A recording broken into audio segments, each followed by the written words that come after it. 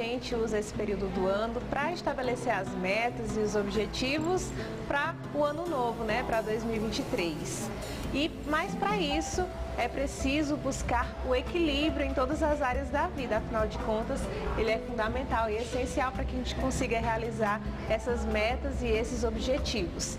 E é esse o tema da campanha Janeiro Branco de 2023, que fala sobre buscar esse equilíbrio na vida.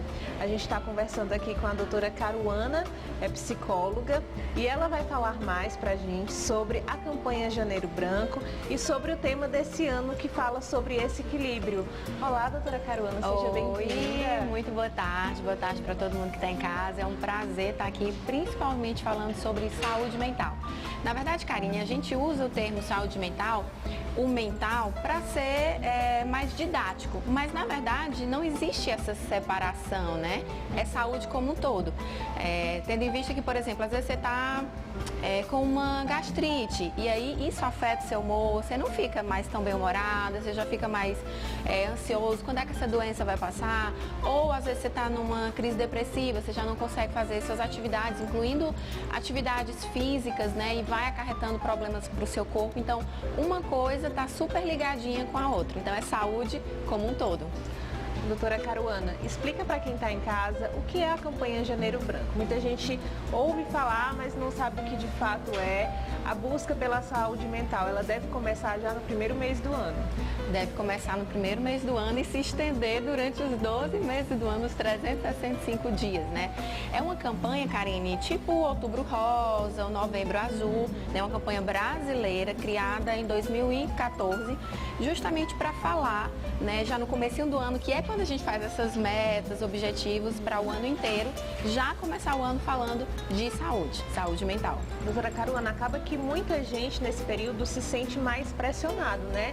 Às vezes não conseguiu realizar alguma coisa no ano que passou e aí sente aquela pressão, né, no início do ano e às vezes fica mais entristecido, mais depressivo.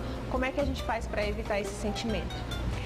Primeiro, Karine, é importante a gente levar em consideração os nossos limites, né? E quais são os nossos valores, mas os nossos mesmos, e não o que as pessoas querem que a gente tenha, né? Então, muitas vezes essa cobrança não é nenhuma cobrança nossa. Às vezes a gente acaba pegando as coisas do mundo externo e jogando pra gente.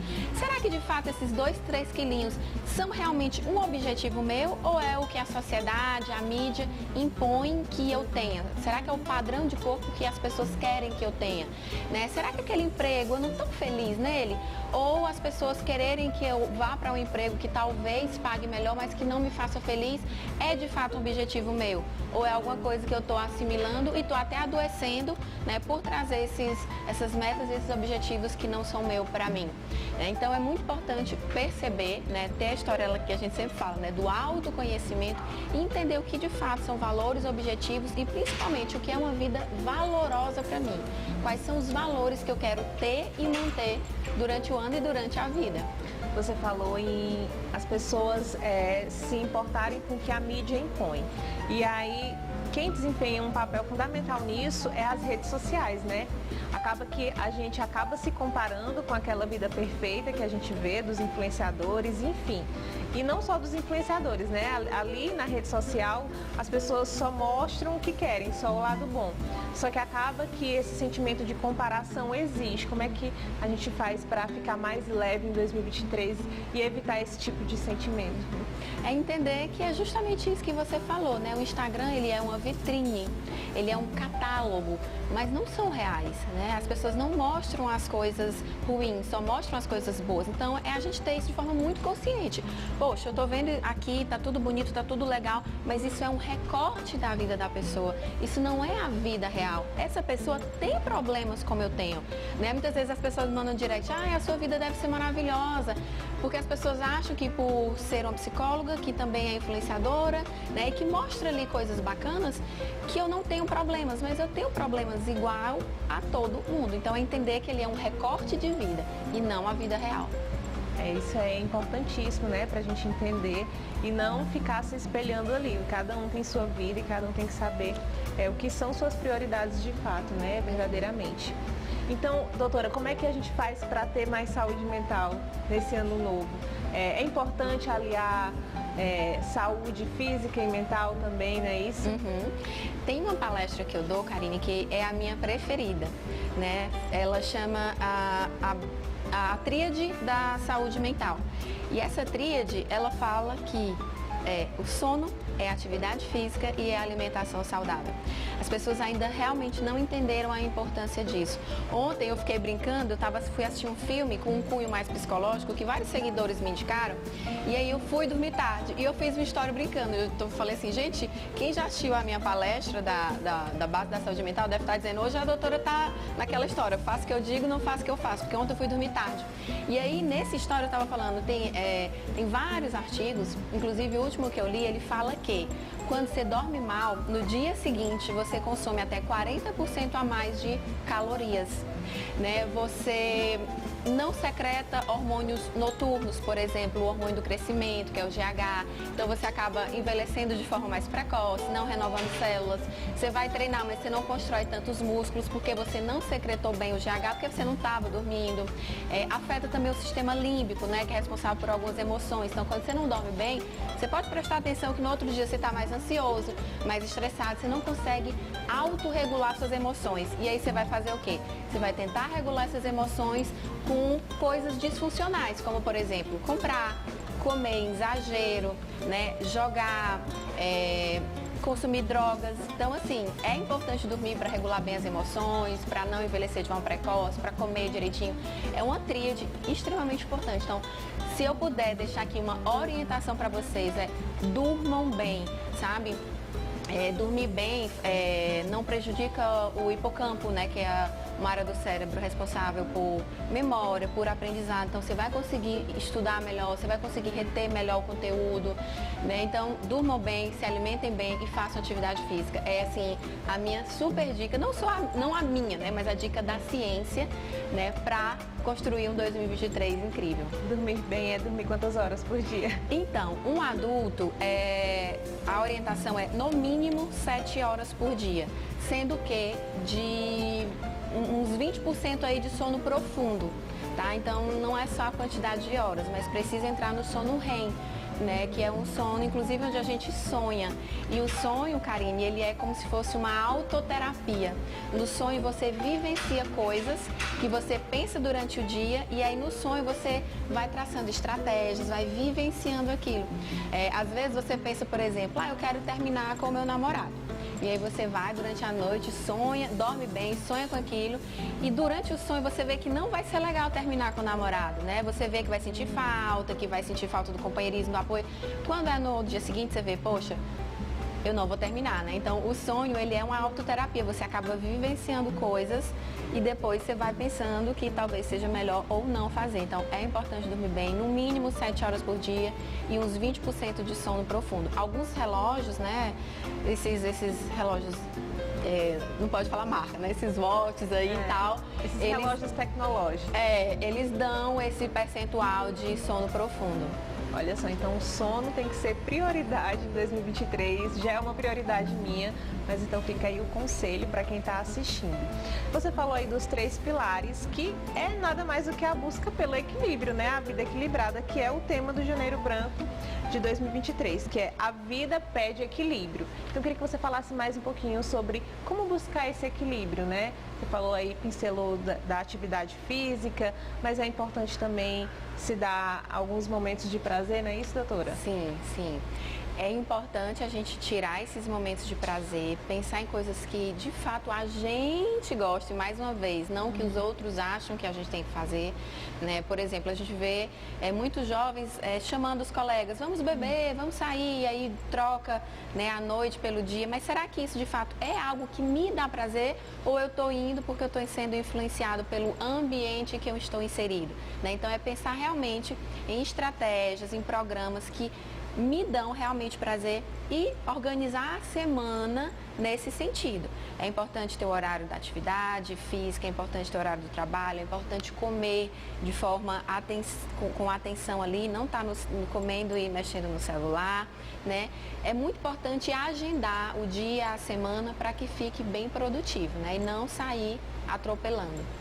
E você tocou num ponto, né, de agendar, só que também não pode viver naquela pilha, né, de que tudo tem que ser agendado. Tem que deixar a vida também fluir naturalmente, né, doutora? Sim, sim, não precisa de exageros, né? O que eu sempre falo, a virtude está no caminho do meio, né? Tudo o que é muito extremado tende a gangorra, né? Lembra assim, se você tá o tempo todo com um peso aqui, o outro fica ali. E aí acaba que você não se diverte. A brincadeira da gangorra é justamente o subir e o descer, né? Então é buscar esse equilíbrio, né?